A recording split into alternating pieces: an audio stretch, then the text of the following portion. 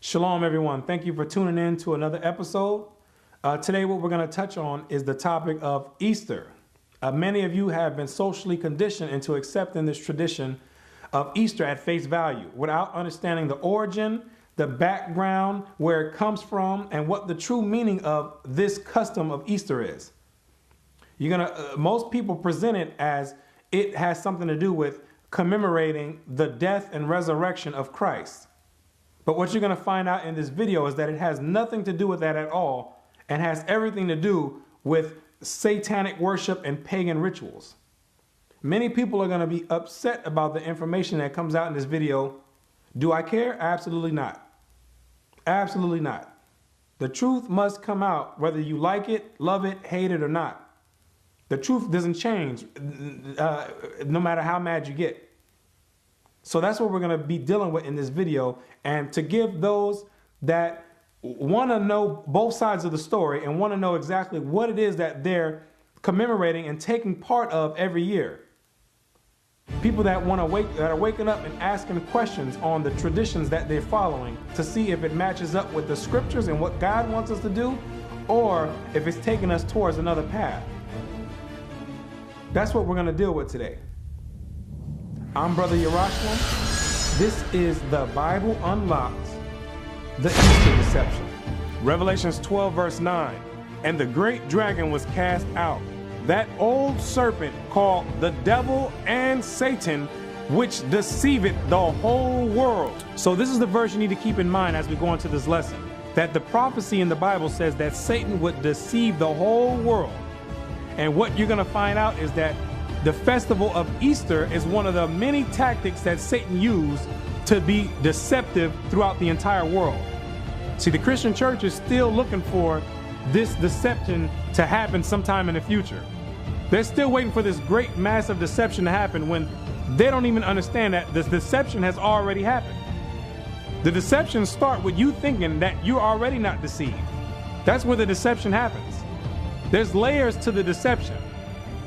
And this Easter celebration is one of these many deceptive tools that Satan has used to get people to go away from the Bible and to follow him instead of Christ or what the Most High says. The Two Babylons, page 93. The festival of which we read in church history under the name of Easter in the 3rd or 4th centuries was quite a different festival from that now observed in the Romish church. The festival that you celebrate known as Easter during the time of Christ was not celebrated the same exact way that they do today. It had nothing to do with bunnies laying eggs and Easter rabbits. The celebration was known as the Passover, something totally different, and it's going to explain in here, and it was never called Easter. Follow me. And at that time was not known by any such name as Easter. It was called Pasch, or the Passover. It was called what God told it to be called back in Exodus, the Passover, not Easter. You're going to find out that Easter is dealing with a totally different custom and God. That's what you're going to come to realize, that has nothing to do with the Bible at all.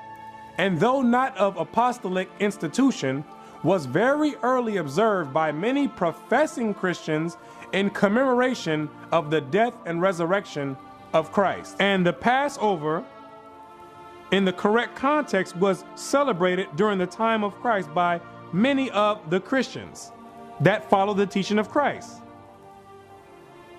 Not bunnies laying eggs, or Easter rabbits, or dying eggs, or anything of that nature. It was the Passover. Socrates, the ancient ecclesiastical historian, after a lengthened account of the different ways in which Easter was observed in different countries in his time, i.e. the 5th century, sums up in these words. Socrates, who was a 5th century Christian church historian, went around and did his research and found out that this custom of Easter is being celebrated all throughout the world. Let's find out what else he found. Thus much already laid down may seem a sufficient treatise to prove that the celebration of the feast of Easter began everywhere more of custom than by any commandment either of Christ or any apostle. Socrates, the Christian historian, found out that this Easter celebration has nothing to do with Christ or God or the Bible. Christ never gave a commandment for you to go out there and worship on an Easter. The apostles never gave a commandment for people to go out there and do Easter egg hunts. The Bible never said anything about doing this festival called Easter. He says this is something, this is a custom that was created by other people.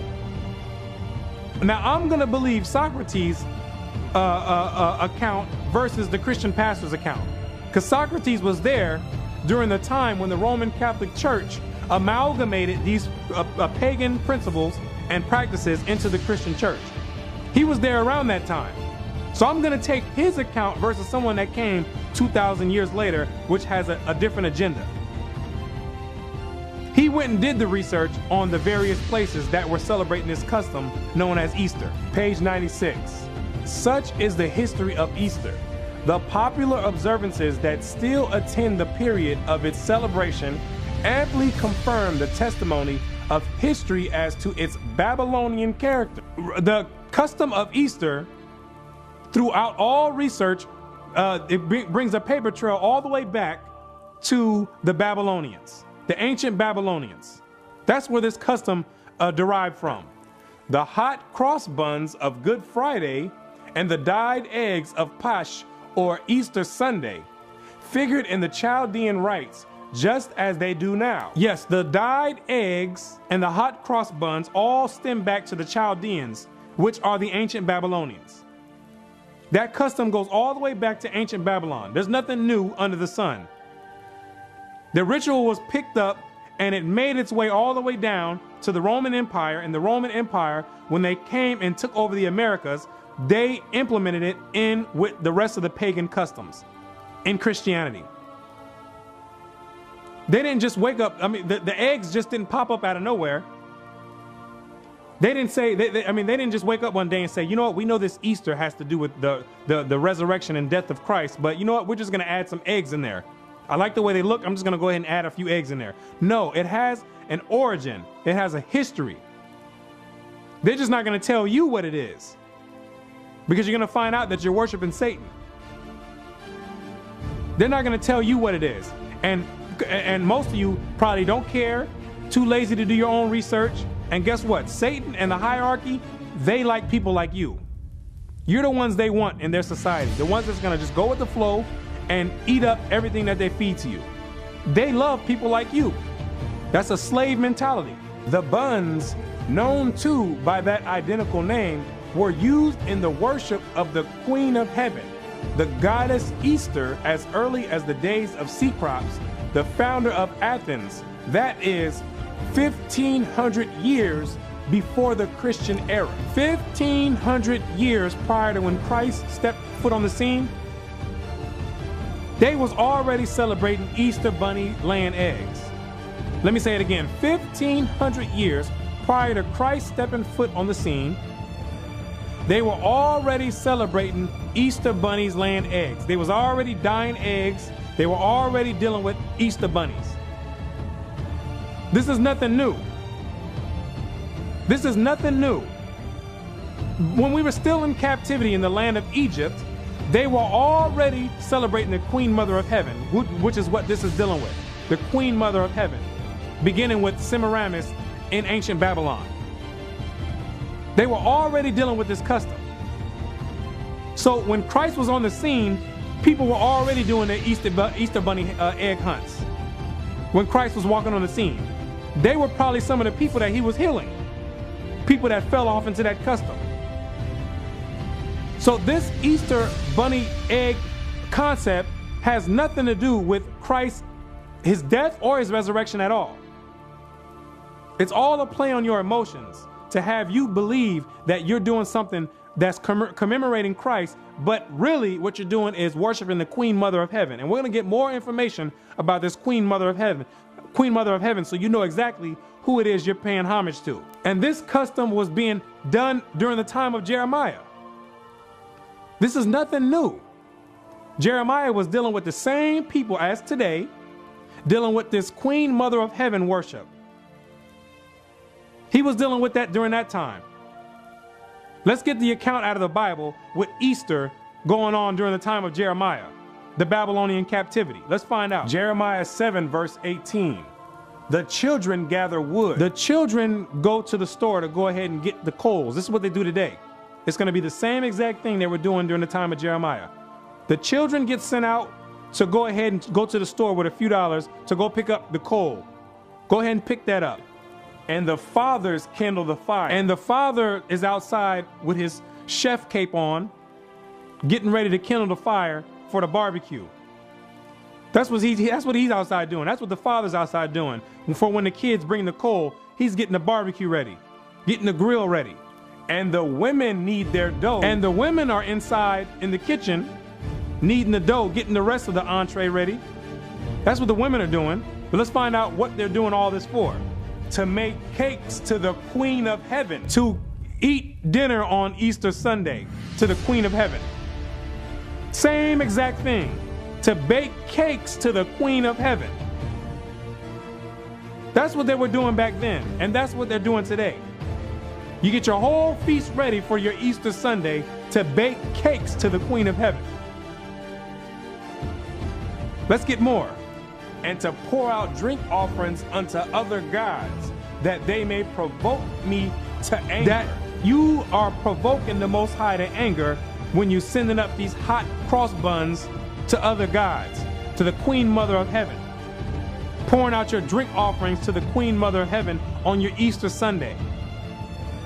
Because that's what you're essentially dealing with. The Queen Mother of Heaven, not the Most High. When you're sitting there on your Easter Sunday dinner, thinking that you're sending the savor up into the skies for the Most High to smell, he's not accepting that. Because he knows that's going to the Queen Mother of Heaven, which we're going to find out who exactly this Queen Mother of Heaven is. The hot cross buns are not now offered, but eaten on the festival of Astarte. The festival of Astarte, which is another name for Easter. That's who you're sending your hot cross buns up and all the rest of the meal that you prepared. Not to the Most High, you're sending it up to Astarte. Let's find out who this Astarte is, so we can be clear on what you're doing on this Easter Sunday when you're gathering all your kids together, cousins, nephews, uncles, aunties, little babies, all of old grandma. Let's find out exactly what you're doing and who you're sending this up to. That's what we're going to get ready to find out. Zondervan Bible Dictionary. Ashtaroth. Astarte. Ashtaroth is plural of Ashtoreth, name of any of the fertility goddess of the ancient Near East. Babylonian, Ishtar. The Babylonians called the Queen Mother of Heaven, which is what you're worshiping on Easter Sunday. The Babylonians called her Ishtar. Greek, Astarte. The Greeks called this same exact Queen Mother of Heaven that you're worshiping on Easter Sunday. They called her Astarte, which is the same exact god or same exact goddess as the Babylonians. In Canaan, a consort of El, Baal. And in Canaan, this Astarte or Ishtar is the consort of El or Baal, which means that she is the consort, which means she is the wife of Baal. So the Queen Mother of Heaven is the wife of Baal. Now we need to find out, who is this Baal? Let's get a little bit more detail. Who is this Baal? Is this that she's the wife of? Or she's the wife to? Who is this the wife to? So you can find out what you're dealing with on this Easter Sunday. Baal Zebub. Baal, or Lord of Flies, name under which Baal was worshipped by the Philistines of Ekron. There can be little doubt that Beelzebub is the same name as Baal-zebub. So Baal, which is what the name was in the Old Testament, in the New Testament you're going to see Beelzebub. You'll see Baal-zebub and Baal in the Old Testament, but in the New Testament they call them Beelzebub. So we need to find out exactly who this Beelzebub is according to the Bible, to see what demon you're dealing with on Easter Sunday. Follow me. Matthew 12 verse 24. But when the Pharisees heard it, they said, "This fellow doth not cast out devils, but by Beelzebub, the prince of the devils. Beelzebub is the prince of the devils, the husband to Astarte or Astarte, the queen mother of heaven, the same woman that you're worshiping on Easter Sunday. She is the wife of Satan, the head demon. He's the leading demon out of the demonic forces. She is the wife of Satan himself. This is who you're pouring out your drinks, and your hot cross buns are being offered to the queen mother of heaven, the wife of Satan. This is what you're dealing with when you have your kids in there on your Easter Sunday dinner, all getting together in one big family in unison, getting ready to send up the whole meal, thinking you're sending it up to the Most High when you're sending it straight up to Satan's wife. The hot cross buns are not now offered, but eaten on the festival of Astarte. But this leaves no doubt as to whence they have been derived. The origin of the Pasch egg is just as clear. Now we're going to get into the origin of these Easter eggs. Because like I said, a lot of you think they just popped up out of nowhere. No, there's an origin to everything. There's a method to all the madness. And he says that it's just as clear. Meaning you can trace the customs back to where they come from. All you have to do is go through different civilizations and find out what they're doing. You can say, okay, now we see where this custom comes from. The ancient Druids bore an egg as the sacred emblem of their order. Ancient Druids, which were the inhabitants of Europe in the land of Britain and Gaul and in Ireland, they were the ones that they were also dealing with this Easter egg. Let's find out who else was dealing with it. In the Dionysiaca, or Mysteries of Bacchus, as celebrated in Athens, one part of the nocturnal ceremony consisted in the consecration of an egg. The ancient Greeks were dealing with the consecration of an egg. They were dealing with the bunny rabbits laying eggs. And it had nothing to do with Christ. Trust me. Nothing to do with Christ, his death and his resurrection, because this is way before Christ. Let's get some more. The Hindu fables celebrate their mundane egg as of golden color. The Hindus were dealing with the bunny rabbit laying eggs. But the Hindus wanted to spice it up a little bit. So theirs was not just a regular egg, it was a golden egg. Let's find out who else was dealing with the egg. The people of Japan make their sacred egg to have been brazen. Japan was dealing with an egg. We didn't went all the way to Japan to find people dealing with eggs in pagan rituals. Let's get some more. In China, at this hour, dyed or painted eggs are used on the sacred festivals, even as in this country. China was even getting it in with the eggs. China, if you know anything about China, China is one of the most atheist countries in the world. They were dealing with an egg. They don't believe anything about Christ. A great deal of the people in that country. Pagans, atheists, they were dealing with an egg. Just like Socrates says, when he went around and did his research, he found out that this custom is in a variety of different places. And it had nothing to do with a commandment from Christ or the apostles. In ancient times, eggs were used in the religious rites of the Egyptians and the Greeks and were hung up for mystic purposes in their temples. From Egypt, these sacred eggs can be distinctly traced to the banks of the Euphrates. The banks of the Euphrates is going right back to ancient Babylon, where it all started, under Nimrod and the Tower of Babel. The same customs were taken from the Tower of Babel when the Most High split the tongues and he spread out the rest of the nations. They took their customs with them and they all went, that's why they're all similar. And the egg was definitely part of the Babylonian custom, which spilled over into Egypt, and then into Greece, and then into Rome, and then from Rome all the way over here to America. Same exact custom, just different faces and different characters used to cover it up. The classic poets are full of the fable of the mystic egg of the Babylonians, and thus its tale is told by Hyginus the Egyptian, the learned keeper of the Palatine Library at Rome. Now we're getting ready to find out where exactly did this legend of this egg come from? What is the origin of this story of this egg?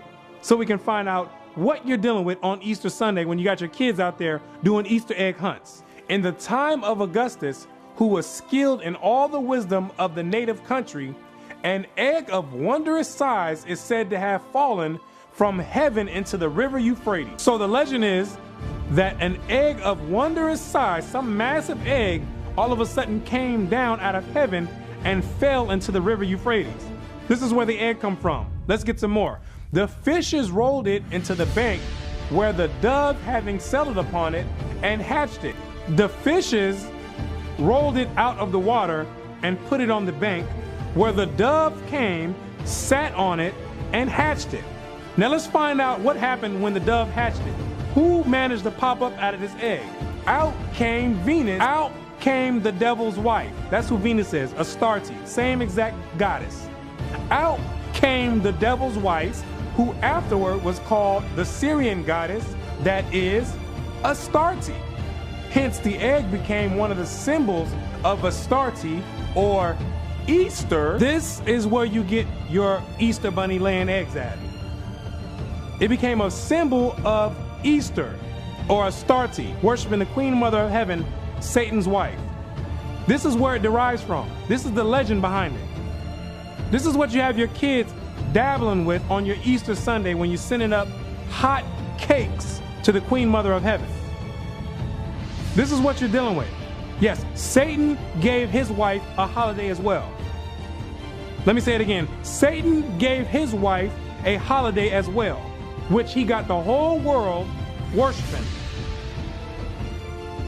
and thinking that it has something to do with Christ, the resurrection and death of Christ, which most people, they know that it just don't have anything to do with Christ's death and resurrection. But too scared to ask a question about what does this Easter egg hunt have to do with Christ dying on the cross and being risen again on the third day. Too scared to go contrary to what the world does. Too timid to ask questions. Got your kids over there doing Easter egg hunts to the devil's wife and cooking a hot Sunday dinner to send it up to Astarte, the devil's wife. This is how Satan deceived the whole world. And accordingly, in Cyprus, one of the chosen seats of the worship of Venus, or Astarte, the egg of wondrous size was represented on grand scale. On a grand scale, all the way back then, 2,000 or 1,500 years prior to Christ, and all the way 2,000 years after Christ. On a grand scale, got your kids in churches on Easter Sunday sending hot cakes up to the Queen Mother of Heaven. Yes, I said it. Hot cakes. I'm going to keep saying it. Got your whole Hawaiian rolls, lemon meringue pies, got them all getting ready to get sent up to the Queen Mother of Heaven, Satan's wife, Satan's consort, Beelzebub. That's what you're dealing with on your Easter Sunday. That has nothing to do with Christ, is his resurrection or death. It's on a grand scale. And it's a tradition that most people do not want to let go because to them it feels good inside. They feel like they're doing something right for the kids. Well, guess what? That's what Satan wants you to believe. Satan deals with emotions. The Most High is not dealing with emotions. He's dealing with laws and commandments, what he told you to do and what he told you not to do. You want to deal with emotions? Satan is right there for you, caressing every single emotion and having you rationalize in your mind that it's okay to do Easter, even though you know it don't have anything to do with Christ and his resurrection. The Two Babylons, page 97. Now the Roman Church adopted this mystic egg of Astarte and consecrated it as a symbol of Christ's resurrection. Guess who's in charge of your Easter bunny laying eggs? Yes, the Roman Catholic Church, the Roman pagan church, who has always been pagan from the foundation. Anything that has to do with Roman doctrine has to be looked at with skepticism. They're the ones who took this concept of the egg and say, you know what? We're going to make this egg, which we know is going towards the Queen Mother of Heaven, Satan's wife, we're we're going to trick the people and make them believe that this egg has something to do with Christ's death and resurrection. Absolutely. Because during that time, Christianity, the doctrine of Christ, was on an uprise. The Romans had to find something. The Romans couldn't control it. So if you can't beat something, what do? You join it. And they did a great job in joining it. They did more than join it. They joined it, then took it over and cooked and kicked the true Christian doctrine out. That's what the Romans did. They wiggled their way inside the Christian doctrine when the Gentiles were able to get grafted in. This is how they repaid the Most High. By taking out his feast days and replacing it with Satan's feast days. Easter being one of them. The first 7 ecumenical councils, page 68. In the second declaration, the bishops ruled that Easter should be celebrated at the same time throughout the empire. This is during the Council of Nicaea. It wasn't some political party that came and said, you know what, we're going to institute Easter. It was the Roman Catholic Church, the bishops, who said, we're going to make this part of the Christian doctrine. We're going to take this pagan holiday because we know that the Roman citizens don't want to let it go. So we're going to take this and we're going to add it to the Christian doctrine so you can get the best of both worlds. You can worship Satan, the pagans can worship Satan, and we can act like we're worshiping the Most High at the same time. But we really want to worship Satan because his holidays feel a little bit better. You can be a little bit more liberal on his holidays. We don't really want to deal with Satan's or the Most High's holidays. And you have to understand, with the Roman Catholic Church, they were always pagans, and through their pagan gods, when they went out to fight wars, they would always make sacrifices to the pagan gods. So they believed heavily in these pagan gods because that's how they were winning all these wars when they went and stomped all the people, going through different countries, stomping out all the people. Then they attributed that to all those pagan gods that they were worshiping. So they did not want to give those gods up. But like I said, when the Christianity was on an uprise, they had to find some way to suppress it. So they just blended them both together so they can still worship their same gods, Satan, and make people think that the other people are really worshiping the Most High God. Acts 16 verse 20. And brought them to the magistrates, saying, these men, being Jews, do exceedingly trouble our city. This is Paul being brought by the masters of some lady that he just healed because she had a spirit of divination on her. Her masters didn't like that he healed her. So they brought him to the magistrates because the Romans, like I said, have always been pagans and they never wanted anything to do with the Most High God. They brought him to the magistrates and said, this man is troubling our city. You would think it would be a good thing for Paul to be casting out demons. But no, not to the Romans. He said that these men are troubling our city and teach customs which are not lawful for us to receive, neither to observe, being Roman. Trying to tell us to keep God's commandments and worship the Most High, and we don't want to do that. We want to worship Satan. See how the Romans had a problem with that? They said it's unlawful. That means it's a law for us not to be able to keep God's commandments. That's what it was with the Romans. To be a pagan is what you needed to do. So these people were complaining that Paul was over there healing people and telling people to keep God's commandments and follow Christ. Anytime you're dealing with the Roman Catholic Church, you always have to be skeptic. You always have to use skepticism when dealing with doctrines from the Roman Catholic Church. Who else is dealing with the Roman Catholic Church? 99% of the Christian churches all around the world. If you're dealing with Sunday worship, you're part of the Roman Catholic Church. If you're dealing with Christmas, you're part of the Roman Catholic Church.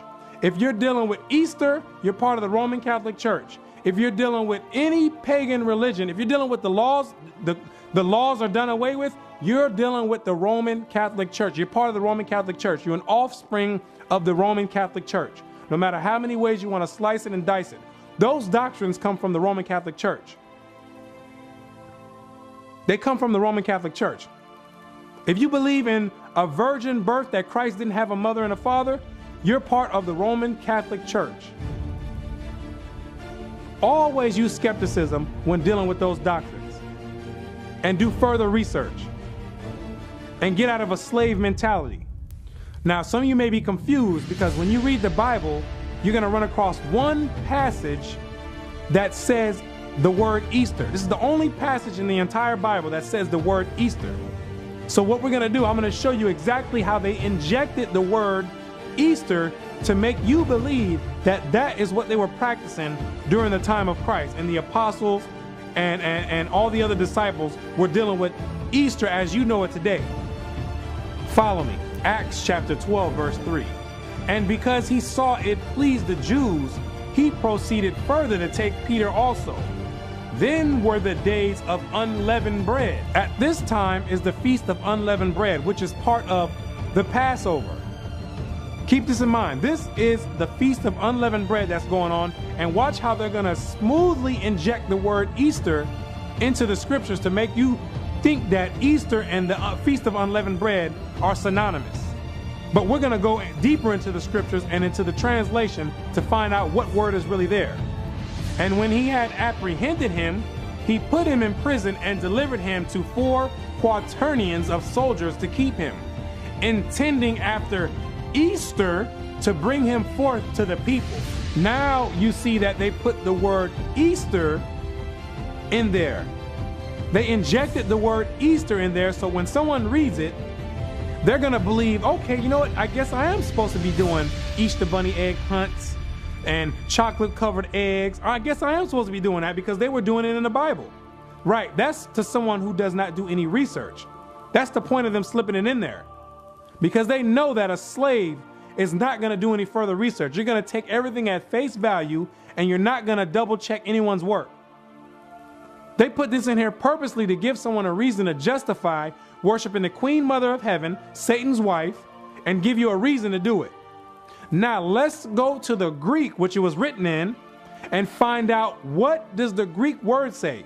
Let's find out if it's talking about Easter bunnies laying eggs or if it's talking about the Passover, the Feast of Unleavened Bread. Let's find out. Strong's G3957. Pascha, the Paschal Feast.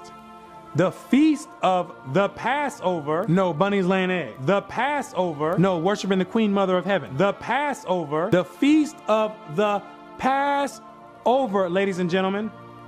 The Passover. This Greek word has nothing to do with Easter Sunday. Satan deceived the whole world. Yes, Satan has his hands in all types of different venues. You must be doing your own research to find out what words are here, what words are there. You cannot trust anyone when it's dealing with your soul salvation. Especially not a pastor that's set up by the Roman Catholic Church who's just going to regurgitate things over and over again and not tell you that, you know what we're doing is wrong on Easter Sunday. We're not supposed to be sending up cakes to the Queen Mother of Heaven. We're not supposed to be doing that. When you're dealing with your soul salvation, you have to seek it out. Now, this Greek word was used 29 times in the New Testament. Each time it was used, it always said the word Passover. Always said the word Passover. Like I said, Satan only needed to inject it in there one time to get your mind away from what's going on. To allow your mind to justify worshiping him, because he can care less if you worshiping him unaware or if you worshiping him on purpose. He can care less. Long as he can get you out of doing what God says, he's in the right mode. Now let's find out what the scholars say about this translation on this Easter here. The Two Babylons, page 93.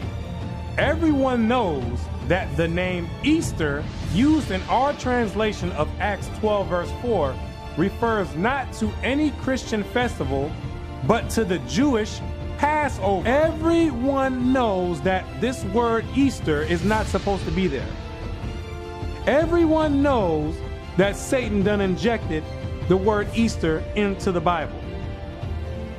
And when he says everyone, he's not talking about the peasants going to church on Sunday the Sunday worshipers that's going in there, not opening up the Bible, sitting there in a Sunday church, listening to someone preach, which ain't coming from the Bible, for 2 hours, getting up, singing songs and dancing, paying tithes and going home. He's not talking about you.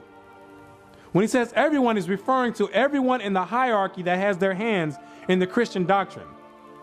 The high-ranking bishops that are controlling the Christian doctrine going around. The Bible scholars, they all know that this translation is incorrect. They all know that this translation is incorrect. The translators, when they translate the Bible, they know that translation doesn't go there. But they're under someone else's authority, and they are forced to put that translation there as Easter, when they know it does not say Easter there. And we're going to prove that they know it as well. Everyone knows that translation does not go there. This is one of the few places in our version where the translators show an undue bias. This is one of the few places in the Bible showing that Satan has his hand in the translations. That's what he's saying. This is one of the few places where you can see clearly Satan's signature on it. Because it's a clear, purposely done mistranslation. It's not like it was something difficult or some difficult translation, some difficult Greek word. It was a clear mistranslation on purpose. And when he says everyone, we're getting ready to prove that everyone knows this. All your Bible scholars, all the top bishops, the Roman Catholic Church, they all know that word Easter does not go there. But remember, Satan is controlling the whole thing. Satan controls the world. He's in control of this world. Satan is at the helm of the Roman Catholic Church. Zondervan Bible Dictionary. Easter, Passover, rendered Easter in Acts 12 verse 4 KJV, but correctly translated Passover in ASV. Correctly translated Passover. This is from the Bible scholars. Correctly translated Passover in the ASV. Knowing and showing that the scholars know that does not go there. But they're going to continue putting that word Easter there because of the powers that be. In order to maintain power in this current world, you have to be dealing with Satan, because Satan is the prince of this world. As soon as you start trying to go to righteousness, referring to the hierarchy, Satan is going to move you out of the way, and he's going to lift someone else up who's going to do his job. So in order to maintain the high status, they have to continue pushing Satan's agenda in order to keep global power. That's what this is going into. Now, let's deal with the main premise that the Roman Christian Church uses to justify their Easter Sunday worship. It relies off of the premise that Christ rose on a Sunday. Hence, Easter Sunday. Now we can commemorate the resurrection of Christ because it happened on the first day of the week, and now we're justified for doing it. Now let's find out if that's true according to the scriptures, because it sounds good from the surface when you hear somebody talk without backing it up. Let's go into the scriptures and find out, did Christ rise on a Sunday, or is that another tactic used by the devil to deceive the whole world? And you be the judge. Matthew 28 verse 1. In the end of the Sabbath, as it began to dawn toward the first day of the week, came Mary Magdalene and the other Mary to see the sepulchre. This is what I need you to do right now. I need you to pay attention to what you're reading. Shake off the religion and pay attention to what you're reading. It says, as it began to dawn toward the first day of the week. Meaning it was not the first day of the week, it was dawning toward the first day of the week. Meaning the sun was getting ready to drop, but it was still the Sabbath day. Understand this. I need to speak like this, because when it doesn't matter, people with high educations can't understand this basic concept that's getting ready to be brought out. Because that religion, when it grabs you, it's got a hold on you like worse than any drug. Dawning toward the first day of the week. That means it was still the Sabbath day. Let's find out what happened when Mary Magdalene came to the sepulchre of Christ.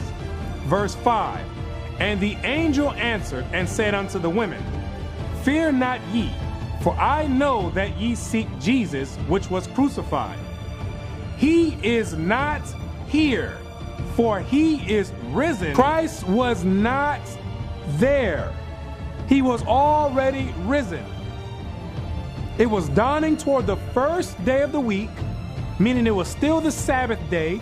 Christ was already up and walking around when they came to visit the sepulchre on the Sabbath day. It was not a first day. It was still the Sabbath day. When they came, he was already gone. He was already risen. I'm still trying to find out how an intelligent and intellectual person could sit here and read this and come out with the conclusion of Sunday. It's not because of that. It's because of religion. Religion and psychology. Psychology will make your mind believe anything it wants. And you're going to find out how powerful psychology is when we get ready to go into this next part of the topic. Psychology is on another level. That's what Satan's dealing with, psychology. To make you believe that this is talking about the first day of the week to try and justify Sunday worship and Easter worship and Easter Sunday. When it's clear that Christ was not in the tomb when they came, when it was dawning toward the first day of the week. He was gone already. Understand that. That's your Easter Sunday already gone. Telling you that the premise is a lie. It has nothing to do with Christ. It has everything to do with worshiping the Queen Mother of Heaven, Satan's wife. Has everything to do with cooking hot buns to the Queen Mother of Heaven, as they were doing it 1,500 years prior to Christ. Before he was even on the walking the earth, they were already doing this. But now the Roman Catholic Church amalgamated this practice in and trying to find every little scripture they can to try to make it, to try to justify the pagan worship and make all the masses believe it. And you will believe it if you're a slave. A slave mind will believe it. You'll believe anything that's tossed in front of you, like something as simple as this. The pastors make sure they leave no room for questioning at the end of the sermon. And when you do ask them a question, they're not going to bring you to the Bible. They're going to give you a bunch of philosophy on how we're supposed to be doing Easter. Sending your soul right to the lake of fire. That's what's going on. To touch on the Good Friday deception. Because the Good Friday goes off of the premise that Christ died on a Friday and he rose on a Sunday. But when you go to the scriptures, you're going to find out there's a problem with that. Watch Matthew chapter 12, verse 40. For as Jonah was 3 days and 3 nights in the whale's belly, so shall the Son of Man be 3 days and 3 nights in the heart of the earth. It says he would be 3 days and 3 nights in the heart of the earth. I'm still trying to figure out what mathematical equation the Christian church has came up with in order to get 3 days and 3 nights from Friday to Sunday. I'm trying to figure out what type of dimension they're delving into to make this add up. I've counted this thing multiple times and I can't figure out how you get 3 days and 3 nights and have a whole billions of people believe that this math adds up. Let's count and see if we can get it, because maybe I'm mistaken. Maybe I haven't delved into that 4th or 5th dimension that these other people are delving in to see this. Friday night to Saturday night is 1 day. Saturday night to Sunday night is 2 days. Christ said he would be in the belly of the earth for 3 days. That means it would be from Sunday night to Monday night would be 3 days, which we know is still a lie because Christ rose on a Sabbath.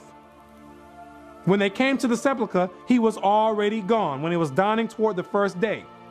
So the whole premise is wrong. The whole premise is built off of deceit. Christ, you can't get 3 days and 3 nights from Friday to Sunday. It's impossible. Einstein can't do it. I don't care what mathematician you bring out, he can't do it. This is basic mathematics that you learn in the 1st grade or in kindergarten. Now let's do the math correctly to find out when he died. We know he rose on a Sabbath day for sure. So we go Wednesday to Thursday, that's 1 day. Thursday to Friday, that's 2 days. Friday to Saturday. Amazing how the math adds right up. Christ didn't die on a Friday, ladies and gentlemen. He died on a Wednesday. Friday, you can't get 3 days and 3 nights from Friday to Sunday. Both of those are wrong. The Friday and the Sunday, they're both wrong. And the Christian church is purposely misleading the people. Purposely misleading the people off of simple mathematics that any first grader could put together, and got people with PhDs not able to understand this, not asking questions, when you got a little first grader who can figure this out. This is the deception going on in the Christian church. Satan is all in it. He's all the way in it. Now let's find out what holiday or holy day you're supposed to be celebrating at the same exact time that you're sending up cakes to the Queen Mother of Heaven, Satan's wife. God gives you a holiday or a holy day to be celebrated during the same exact time of the year. So there's no excuse on why you can't do the Most High's holiday and you have to go and do Satan's holiday. There's no excuse. Exodus chapter 12, verse 3. Speak ye unto all the congregation of Israel, saying, in the 10th day of this month they shall take to them every man a lamb, according to the house of their fathers, a lamb for a house. And if the household be too little for the lamb, let him and his neighbor next unto his house take it according to the number of the souls. Every man according to his eatings shall make your count for the lamb. Your lamb shall be without blemish, a male of the first year. Ye shall take it out from the sheep or from the goats, and ye shall keep it up until the 14th day of the same month. And the whole assembly of the congregation of Israel shall kill it in the evening. And this is going deep right here, because Christ was the Passover lamb and he was without blemish. All this is going in, this is all leading up to Christ. But most people don't even understand this. This is a whole lesson in itself, so I'm not going to go too deep in it. But Christ was the lamb without blemish. He was the sacrifice, the Passover lamb that was sacrificed. And the whole assembly of the congregation of Israel shall kill it in the evening. And this is exactly what they did to Christ. The congregation got together and said, put him to death. This is the same exact account right here. And you're not celebrating this? This is what you're supposed to be celebrating. This is what you're supposed to be commemorating. This is supposed to be the memorial, not Easter bunnies laying eggs. And they shall take of the blood and strike it on 2 side posts and on the upper doorpost of the houses, wherein they shall eat it. And they shall eat the flesh in that night, roast with fire and unleavened bread, and with bitter herbs they shall eat it. So you're supposed to eat the Passover lamb with bitter herbs. That's what you're supposed to also get, the lamb and the bitter herbs. Eat not of it raw, nor sodden at all with water, but roast with fire, his head with his legs, and with the purtenance thereof. And ye shall let nothing of it remain unto the morning. And that which remaineth of it unto the morning ye shall burn with fire. And you're supposed to eat the entire lamb dinner and have nothing left for the morning. It's supposed to be all eaten that same day. So it's not no, give me a plate, let me send one home, or let me give out 3 or 4 plates to take home. It's not none of that. You eat the dinner that night. Anything else, it's done. And thus shall you eat it with your loins girded, your shoes on your feet, and your staff in your hand. And ye shall eat it in haste. It is the Most High's Passover. You eat it with haste because we had to leave Egypt quick. So you eat the dinner quick. It is the Lord's Passover. For I will pass through the land of Egypt this night, and will smite all the firstborn of the land of Egypt, both man and beast. And against all the gods of Egypt will I execute judgment. I am the Lord. And the blood shall be to you for a token upon the houses where ye are. And when I see the blood, I will pass over you, and the plague shall not be upon you to destroy you when I smite the land of Egypt. This is the part of, this part represents Christ's blood for the next destruction that's getting ready to come up. The next plagues that are getting ready to come up. That's why when it says in the New Testament, Christ is our Passover, that means his blood is our Passover. So when the Most High getting ready to put his last destruction out, if you don't have that blood of Christ, and I'm not talking about the Roman Catholic Christ, I'm not talking about that Jesus, I'm talking about the Christ of the Bible. If you don't have that blood sprinkled on you, get ready to die. If you get caught and on Easter Sunday sending up cakes to the Queen Mother of Heaven, get ready to die on that one. That's what the blood is commemorating. So when it says Christ is our Passover, that don't mean we don't have to do no Passover now because Christ became the Passover. No, his blood is the Passover. So when the Most High sends the death angels out and he sees the blood on you, they can pass right on over you and kill everyone else that's worshiping the Queen Mother of Heaven on Easter Sunday, yes, and Christmas and any other the pagan rituals. And this day shall be unto you for a memorial, and ye shall keep it a feast to the Lord throughout your generations. Ye shall keep it a feast by an ordinance forever. What do you not understand about forever is my question. We wouldn't have this discussion if people went into the Old Testament, found out what the Most High said. This discussion wouldn't even be on the table. The Most High said forever. Forever. That means 1,000 years pass, you got another 1,000,000 years left. After that 1,000,000 years is left, you still got another 100,000,000 years left. Forever. It didn't say until Christ came and died on the cross. It didn't say until Paul went out preaching the word. It didn't say until the Roman Catholic Church took over the Christian doctrine and forced Easter upon you. It said forever. There should be no dispute on what you're supposed to be doing during the time, because the Most High gives you two choices. He gave you Easter, that's a choice, or the Most High's Passover, when he tells you right now that it's supposed to be celebrated forever. Which one are you going to pick is the question. I can't pick it for you. The Most High is not going to pick it for you. 7 days shall ye eat unleavened bread. Even the first day ye shall put away leaven out of your houses. On the first day, you're supposed to take leaven out of your houses.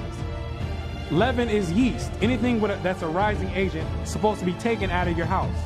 And you're supposed to eat unleavened bread, things like crackers, things that don't have any rising elements in it. You eat that. I mean, you can eat other things, but you can't have anything with yeast and rising agents in it. Of course, you can eat your regular meals, your chicken, your beef. You can eat whatever else you want, but nothing with a rising agent in it during the 7 days of unleavened bread. This is the Most High's feast. For whosoever eateth leavened bread from the first day unto the 7th day, that soul shall be cut off from Israel. And if Christ return and it's a Passover, and he catch you slapping your lips on leavened bread, you're gonna die. Let me say it again. If the Passover happens and Christ returns during the time of the Passover, and he catch you slapping your lips on leavened bread, you're gonna die. This judgment will come to pass, absolutely. Because you won't be covered with the blood anyway. You're gonna be off doing your own thing. Worshiping the goddess of star, the Queen Mother of Heaven. You're gonna be doing that, worshiping, doing Christmas. That's what you're gonna be doing. So you're not gonna have the blood on you anyway. And in the first day, there shall be an holy convocation. And the first day of the Most High's feast, not Satan's feast, the Most High's feast is a holy convocation. You know the same exact thing you do on your Easter Sunday when you get together with all the church to send up hot buns to the Queen Mother of Heaven? Yes, for the Most High's feast is a holy convocation. You get together with your family, get together with a congregation, you get together, the same exact thing that you're doing for Satan, just you do it for the Most High. That's the difference. And in the 7th day, there shall be an holy convocation to you. And guess what? You get another convocation on the 7th day. So you get 2 holy convocations to get together with everyone. 2's better than 1, right? So why would you want to take Satan's 1 when you can have the Most High's 2?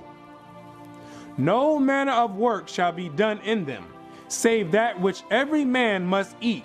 So the first day and the last day of the Feast of Unleavened Bread. You're not supposed to be doing any work. If you're able to take those days off of work, take them off.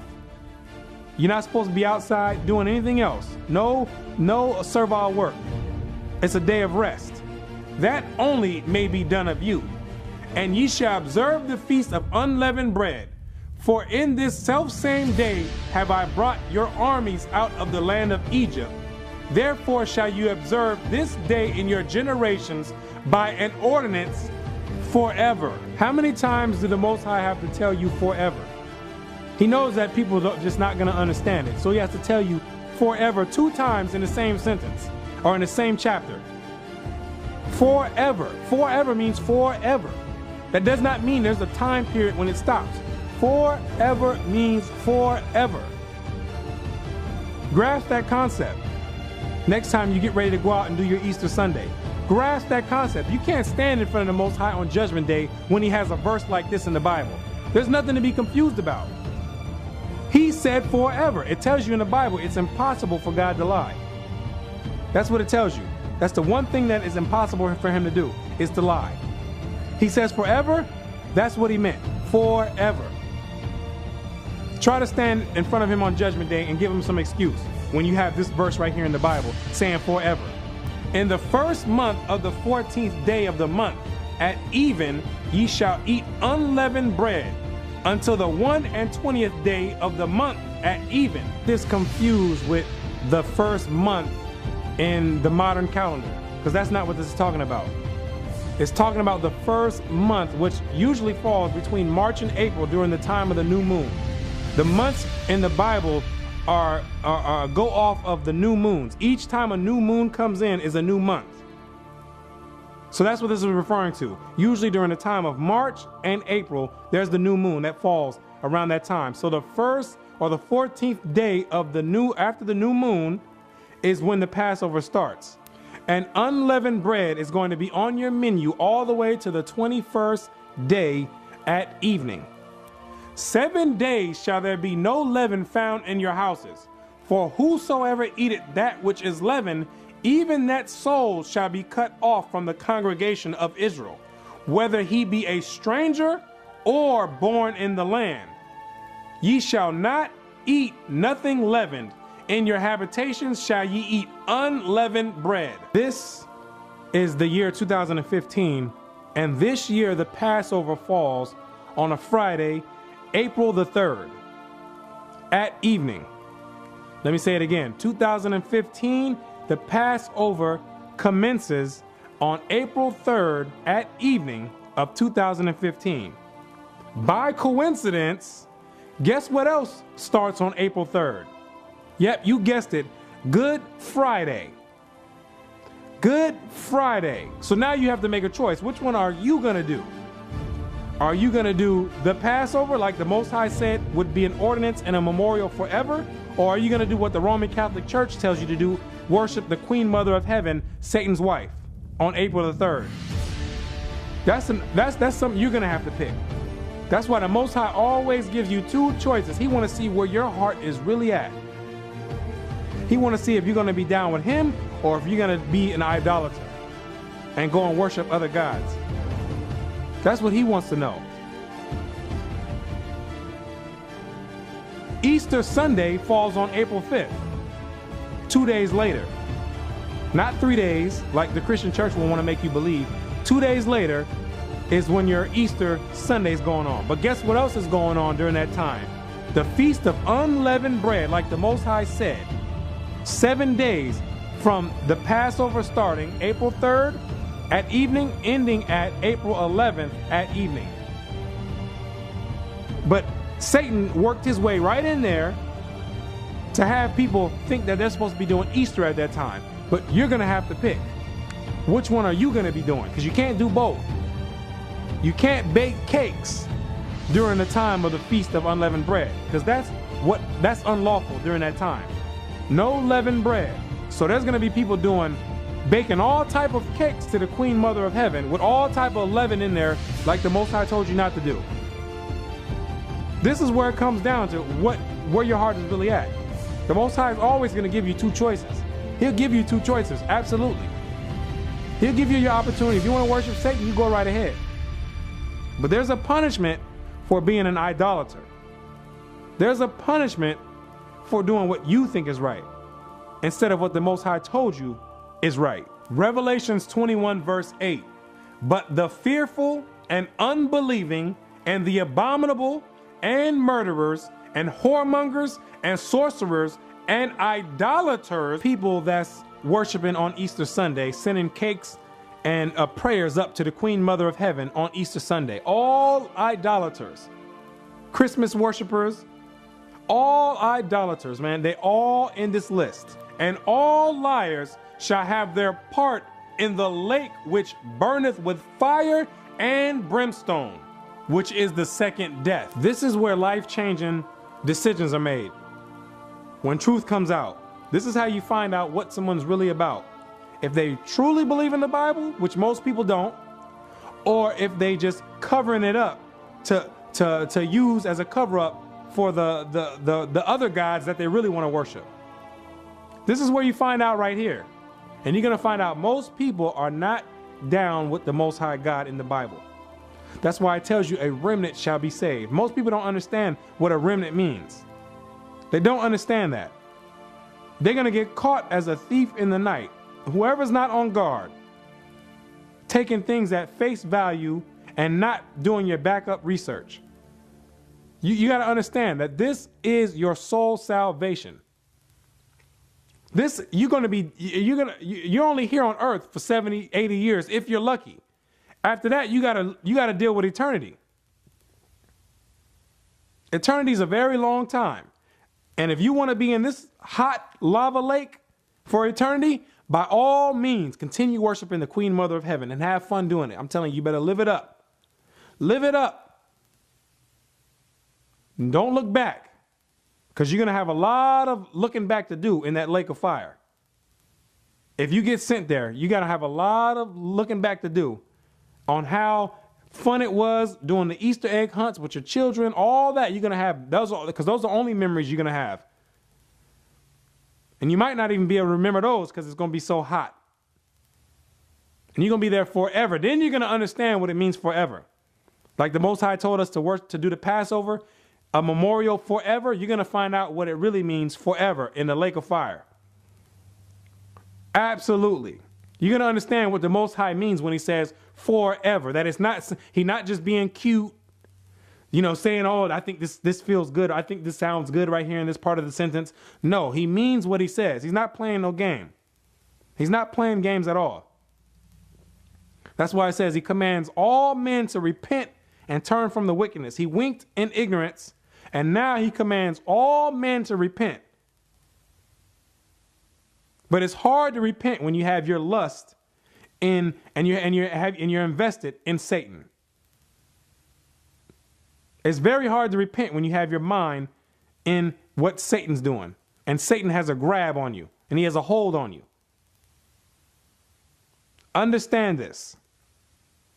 So with that, I'm going to say shalom and peace and blessings to the 12 tribes and all the rest of the viewers coming back in these last days.